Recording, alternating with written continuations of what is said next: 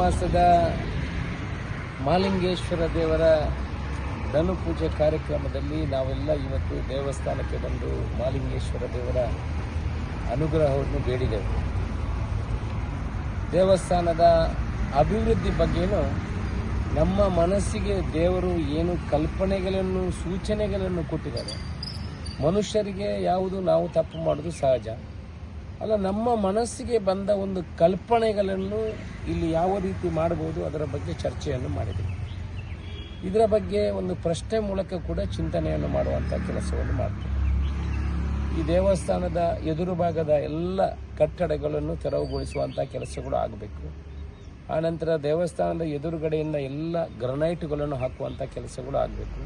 ಕೆರೆಯ ಅಭಿವೃದ್ಧಿ ಆಗಬೇಕು, ದೇವಸ್ಥಾನದ ಅಭಿವೃದ್ಧಿ ಆಗಬೇಕು, ಡ್ರೈನೇಜ್ ಸಿಸ್ಟಮ್ಗಳಾಗಬೇಕು, ಮಾಸ್ಟರ್ ಪ್ಲಾನ್ ಅಪ್ರೂವಲ್ ಆಗಬೇಕು, ದೊಡ್ಡ ಮಟ್ಟದ ವಸತಿ ಗೃಹಗಳು ಆಗಬೇಕು, ಊಟದ ವ್ಯವಸ್ಥೆ ಪ್ರತಿ ದಿವಸ ಸುಮಾರು ಒಂದು 25,000 ಜನರಿಗೆ ಅರ್ಧ ಗಂಟೆಯಲ್ಲಿ ಮಾಡುವಂಥ ಎಲ್ಲ ಸ್ಟೀಮ್ ಸಿಸ್ಟಮಿನ ವ್ಯವಸ್ಥೆಗಳು ಆಗಬೇಕು ಅಂತ ನಮ್ಮ ಕಲ್ಪನೆಗಳು ಇದೆ.